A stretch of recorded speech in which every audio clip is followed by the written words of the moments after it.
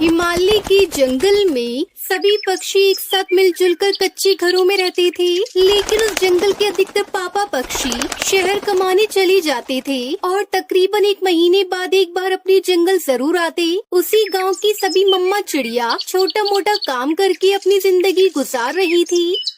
अरे कहाँ जा रही हो सुनहरी? बाहर मौसम बहुत खराब है, बहुत तेज तूफान आने वाला है। चलो जल्दी से घर के अंदर चलो। आज मेरे पापा शहर से मेरे लिए बहुत सुंदर गुड़िया लेकर आने वाले हैं, इसलिए मैं उनका यही इंतजार कर रही हूँ। लेकिन बेटी मौसम बहुत खराब है, तुम्हारे पापा जब आएंगे तब उनसे गुड़िया ले लेना, लेकिन अभी तुम अंदर आ जाओ।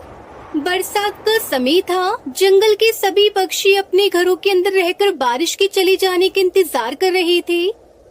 मैं कब से उनकी राह देख रही हूँ, मेरी गुड़िया लेकर आएंगे, पर वो अभी तक नहीं आए हैं। कुछ ही देर में जोर जोर से बिजली कड़कने लगती है, आंधी तूफान चलने लगता है और तेज बारिश शुरू हो जाती है। बारिश में भीगते हुए जल्दी से सुनहरी के पापा टुन्नू चिड़ा अपने घर पहुंचते हैं और अपनी पत्नी टुनटुनी से कहते हैं, टुनटुनी जल्दी करो, हमें यहाँ से जल्दी से निकलना होगा, नहीं तो हम इसी जंगल में फंस जाएंगे। आज मौसम विभाग से खबर आई है कि कई दिनों तक बारिश नहीं रुकने वाली और इस तरह जंगल में बाढ़ आ जाएगी। लेकिन हम जाएंगे कहाँ जी? हमारे पास तो इसके अलावा कोई ठिकाना भी नहीं है, न ही अब हमारे पास राशन पानी बचा है। हम अपना गुजारा कैसे करेंगे? तभी सुनहरी चिड़िया अपने पिता से बोलती है, पापा आप शहर से मेरे लिए गुड़िया लेकर आए हो ना? अभी तो मैं तुम्हारे लिए गुड़िया नहीं लाया, लेकिन मैं तुम्हारे लिए बड़ी सी किताब लेकर आया हूँ। इसमें तुम अपनी सभी बातें लिख सकती हो।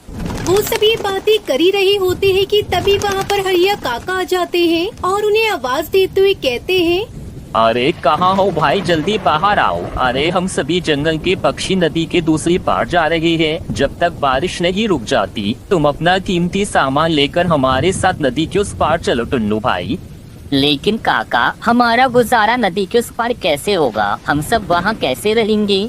वहाँ पर जो होगा देखा जाएगा। तुम बस अपनी कीमती सामान ले चलो भाई, और राशन पानी भी अपने साथ ले चलो। नदी के उस पार जाकर ही हम सबकी जान बच पाएगी। अगर नदी और बारिश के पानी से हमारे गांव में बाढ़ आ गई तो फिर ना ही हम लोगों का घर बच पाएगा और ना ही हम लोग। टुनटुनी और टुन्नू चिड़ा अपने सारे कीमती सामान बांध लेते हैं। तभी सुनहरी चिड़िया भी अपने साथ अपने पापा की लाई हुई किताब रख लेती है। सुनहरी बेटा लाओ, मुझे किताब दे दो, नहीं तो ये पानी में भीग जाएगी। मैं इसे हिफाजत से सामान में बांध देती हूँ।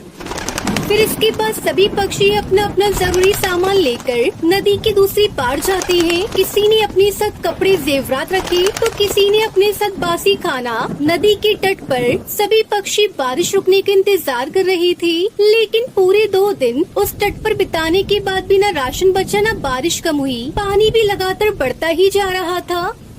अगर लगातार इसी तरह बारिश होती रही तो हम में से कोई भी नहीं बचेगा। इसलिए अब हमें भगवान से प्रार्थना करनी होगी, तभी जाकर कोई उपाय निकल पाएगा। हे ऊपर वाले कृपा कर, हमारे साथ छोटे बच्चे और बुजुर्ग पक्षी भी हैं। कृपया करके हम पर अपनी कृपा करो। हम सभी पक्षियों की प्राणों की रक्षा करो प्रभु।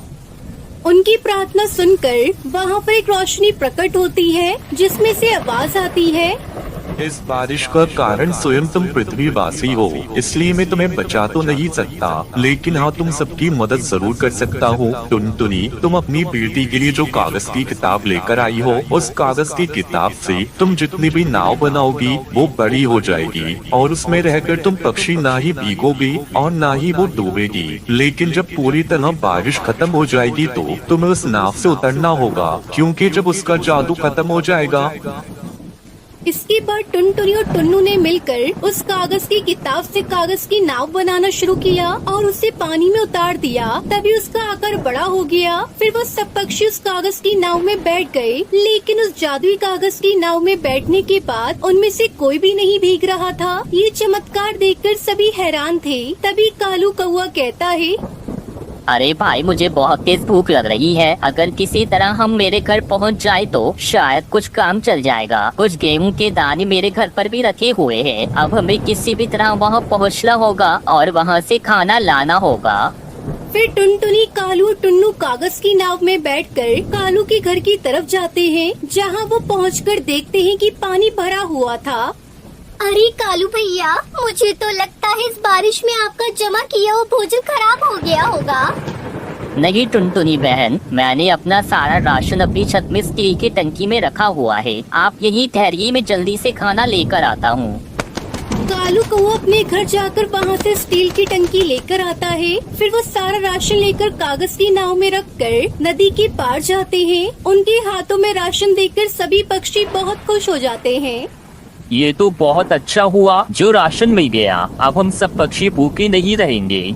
ऐसे ही कुछ दिनों तक सभी पक्षी कागज की नाव में अपने दिन बिताते हैं और आखिरकार बारिश रुक जाती है। ये देखकर वो सभी पक्षी बहुत खुश होते हैं। तभी थोड़ी देर में कागज की नाव गायब हो जाती है। फिर सभी पक्षी अपने जंगल में वापस आ जाते हैं। धीरे धीरे उनके घरों का सारा पानी भी निकल चुका था और अब वो सब अपने अपने घरों में साफ सफाई करके अच्छे से खुशी खुशी रहने लगते हैं।